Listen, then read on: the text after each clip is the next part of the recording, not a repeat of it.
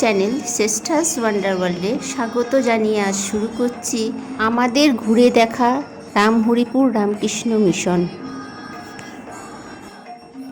আমরা রামহরিপুরের বর্তমান দৃশ্যপটে যে দেখছি সেগুলো সবুজ সবুজ পরিবেশ এবং আধুনিক রুচি ও সুযোগ সুবিধা সম্বলিত অসাধারণ বাড়িঘর দেখে কেউ হয়তো ভাবতে পারবে না যে ৭৫ বছর আগে এটি ছিল একটি পরিত্যক্ত অনুর্বর ভূমি, যার নাম ছিল চরদেহি, অর্থাৎ শুষ্কতা সহ একটি ছোট জেলার একটি মাঠ, অসমতা এবং পাথর। সময়ের নিষ্ঠুর এবং অনিবার্য অগ্রযাত্রার সাথে ১৩২২ সালের বাংলা যুগে ১৩২১ সালের তীব্র খসড়ার কারণে বাংলা একটি বড় দুর্ভিক্ষের সম্মুখীন হয়। বাঁকুড়া জেলার মাঠ ও গ্রামে ক্ষুধার বিক্ষিপ্ত কণ্ঠ শোনা যায়। দরিদ্রতম জেলা হিসেবে বাঁকুড়া সবারই জানা। এই দরিদ্র জেলায় টানা ৩ বছর ভয়াবহ দুর্ভিক্ষের মধ্য দিয়ে কেটেছে। বাঁকুড়া শহরে নবপ্রতিষ্ঠিত রামকৃষ্ণ মঠ ও মিশন পবিত্র মা শ্রী সারদা দেবীর আকুলতায় সক্রিয় হয়ে ওঠে। এখন আমরা রামহরিপুর রামকৃষ্ণ মিশন ভেতরে ঢুকছি। ভেতরে ঢুকে অফিস ঘরে আমরা মিশনের বিভাস মহারাজের সঙ্গে দেখা করলাম।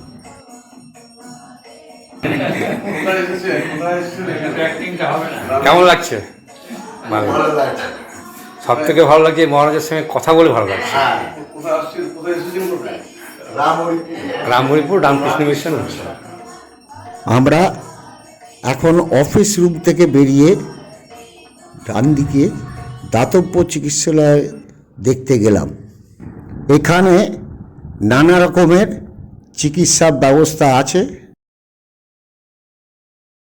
এইখান থেকে বেরিয়ে একটা ছোট্ট শিব মন্দির দেখলাম, খুবই সুন্দর।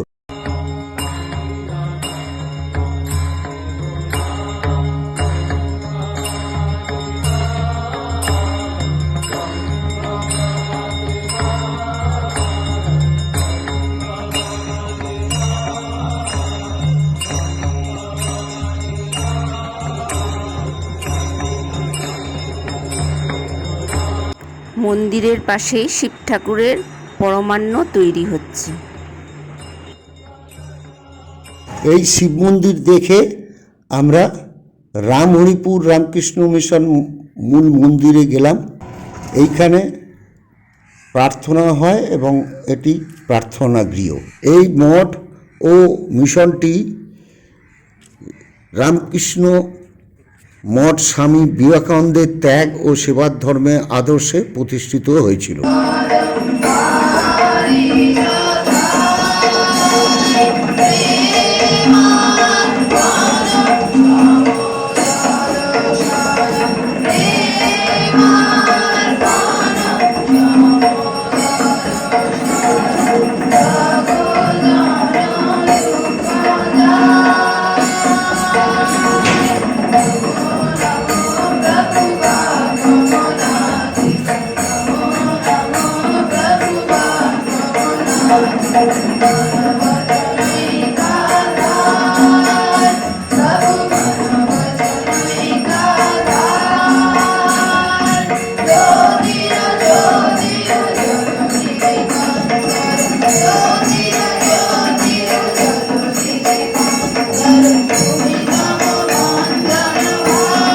এখন আমরা মিশনের মূল মন্দির থেকে পেছন দিকে এই ডাইনিং হলের দিকে যাচ্ছি।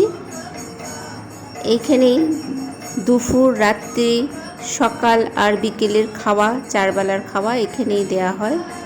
সকালবেলা 7টার সময় চা আর টিফিন, দুপুর 12টার সময় ভোগ প্রসাদ, আবার বিকেল 5টার সময় চা জলখাবার, আবার রাত্রি 9:30টার সময় রাতের খাবার দেয়া হয়।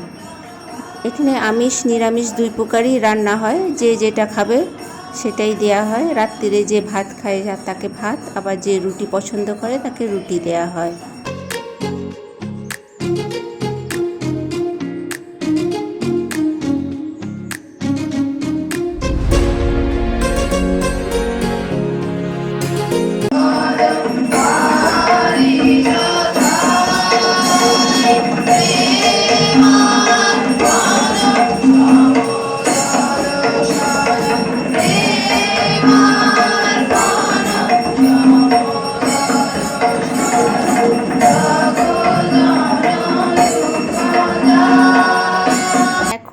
আমি যে জায়গাটি দেখাবো এটি হলো এখানকার গেস্ট হাউস। গেস্ট হাউসটি খুবই সুন্দর।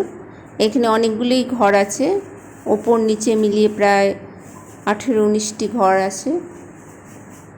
এই যে ঘরটিতে আমরা ছিলাম সেই ঘরটি এখন আমি দেখাচ্ছি। এই হলো সেই ঘর।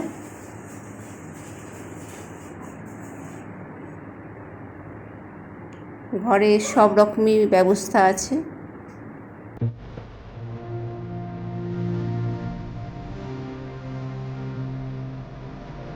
ঘরের পাশে এই বিশাল একটি লম্বা বারান্দা।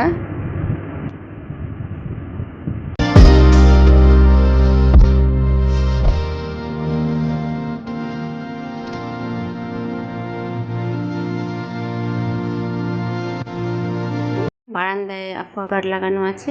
এখানে আপনারা অ্যাকোয়াগার্ডের জল পাবেন, ফ্রেশ জল। আর এখানে একটি আয়নাও আছে।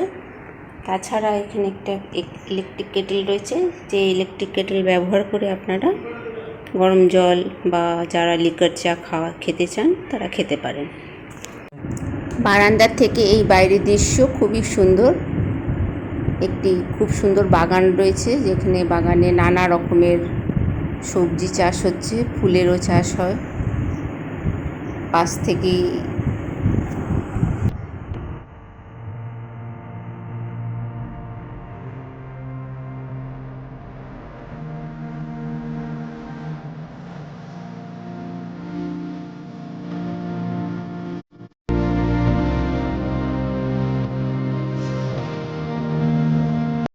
এখন গেস্ট হাউসের ছাদে যাচ্ছি। এই ছাদ থেকে আপনাদের পুরো মিশনের দৃশ্যটি দেখাবো। বিশাল এরিয়া, এই চারিপাশে ধানের চাষ, তারপরে নানা রকমের ফলের গাছ রয়েছে। দেখতেই পাচ্ছেন একটা ঘন জঙ্গলের মতন দেখা যাচ্ছে, চারিদিকে সবুজে ভরা।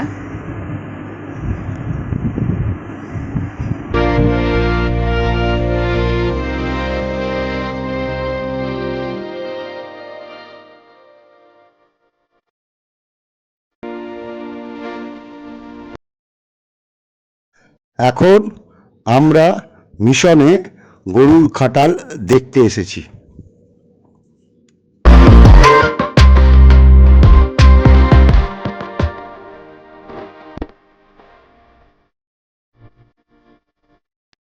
গরু জার্সি গরু, না? মনে হয় এক একজন 20 কেজি করে দুধ।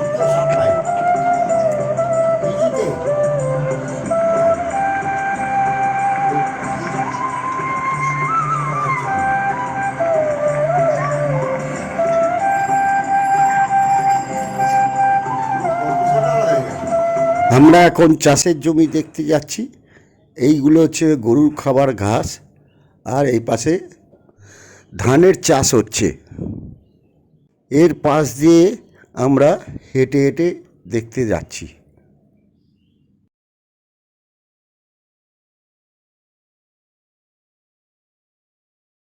গাছগুলি হলো ফুলঝাড়ু গাছ। এই আমরা যে ঘর ঝাড় দিই ফুলঝাড়ু, এই গাছগুলোতেই ফুল বেরোয়। এই ফুলগুলো আশ্বিন মাসে বেরোয়, তখন এই ফুল দিয়েই ঝাঁটা তৈরি হয়।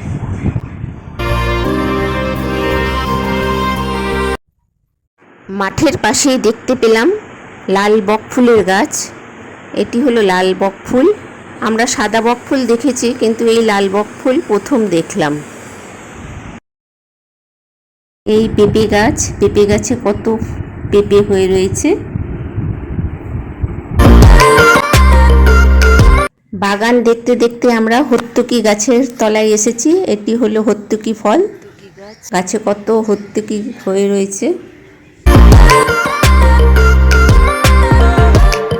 এই জায়গাটি হলো মিশনের সাধু নিবাস।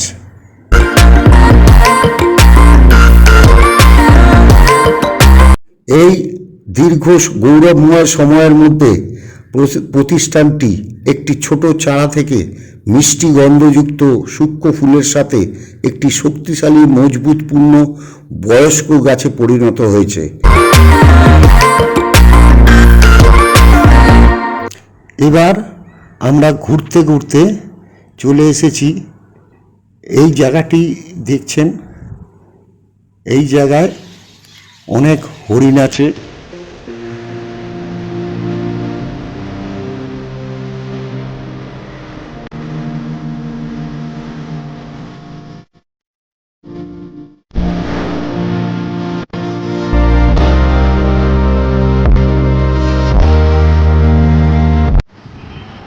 এরপরেই দেখতে পাচ্ছেন আমরা দেখছি নানা রকমের পাখি, খরগোশ এবং ময়ূর আছে।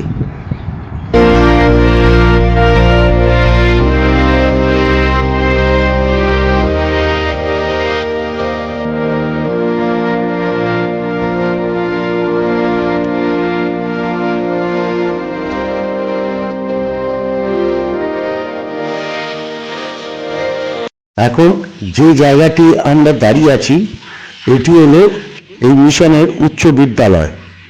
একাডেমিক পারফরমেন্স গত কয়েক দশক ধরে ধারাবাহিকভাবে দর্শনীয় হয়েছে। বিদ্যালয়টি শিক্ষা, খেলা ও খেলাধুলার অঙ্গনে স্বতন্ত্র অর্জনে বারবার সফল হয়েছে। বিভিন্ন অনুষ্ঠানে অনেক স্বনামধন্য ব্যক্তিবর্গ ও ব্যক্তিত্বের গৌরবময় উপস্থিতিতে এই সম্মানিত প্রতিষ্ঠানটি মুগ্ধ হয়েছে। এই প্রতিষ্ঠানের মূল মন্ত্র হল স্বামী বিবেকানন্দের শিক্ষার যুগোপযোগী সংজ্ঞাকে প্রমাণ করা। শিক্ষা হল মানুষের মধ্যে ইতিমধ্যেই পরিপূর্ণতার প্রকাশ। রামকৃষ্ণ মিশন হাই স্কুল 1952 সালে স্বামী বিবেকানন্দের কিছু শিক্ষামূলক ধারণাকে একটি বাস্তব এবং সুনির্দিষ্ট আকার দেওয়ার উদ্দেশ্য নিয়ে প্রতিষ্ঠিত হয়েছিল। স্বামী বিবেকানন্দ বলেছিলেন, আমাদের অবশ্যই জীবন নির্মাণ, মানব সৃষ্টি, চরিত্র নির্মাণ ধারণার আত্মীকরণ থাকতে হবে, এবং যোগ করেছেন, আমরা যা চাই তা হলো সেই শিক্ষা যার দ্বারা চরিত্র গঠনের মাধ্যমে মনের শক্তি বৃদ্ধি পায়, বুদ্ধির প্রসার ঘটে এবং যার দ্বারা কেউ নিজের পায়ে দাঁড়াতে পারে। এটি শিক্ষার আদর্শ যা আমরা রাম হরিপুরের মিশনে দেখতে পাই। এইবার বলে দিই রাম হরিপুর মিশন বাঁকুড়াতে কিভাবে আসলাম। আমরা প্রথমে হাওড়া স্টেশনে আসলাম। হাওড়া স্টেশন থেকে আমরা ব্ল্যাক ডায়মন্ড এক্সপ্রেস আমরা বুকিং করেছিলাম। ওই বুকিংয়ের জন্যে এসে চার্ট দেখলাম। চার্ট দেখে এবার আমরা ট্রেনের প্ল্যাটফর্মের দিকে যাচ্ছি। আমাদের রিজার্ভেশন সিটে বসার পরেই 6:15 নির্ধারিত সময়ে ট্রেনটি ছাড়ল।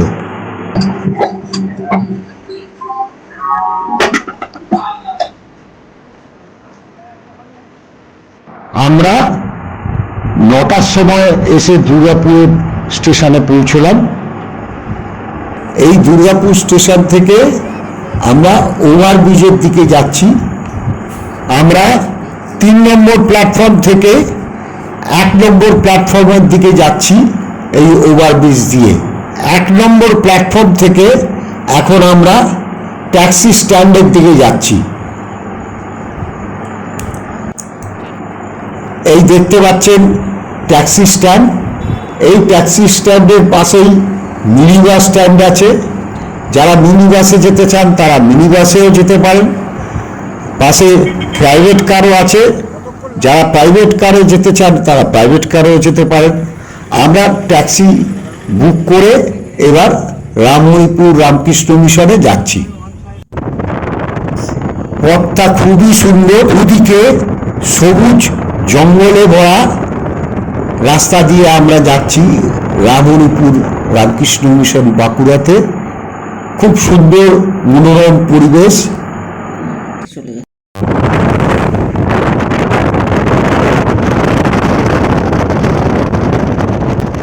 এই পথ দিয়ে আমরা ফুলবেড়িয়া মোড়ে এসেছি। এই ফুলবেড়িয়া মোড়ের ডান দিকে 7 কিলোমিটার রামহরিপুর রামকৃষ্ণ মিশন। আপনারা চাইলে এই ফুলুবেড়িয়া বাসে যারা আসবেন ফুলুবেড়িয়া মোড়ে নেবে, টোটো ধরে 7 কিলোমিটার রাস্তা রামহরিপুর রামকৃষ্ণ মিশনে আসতে পারেন।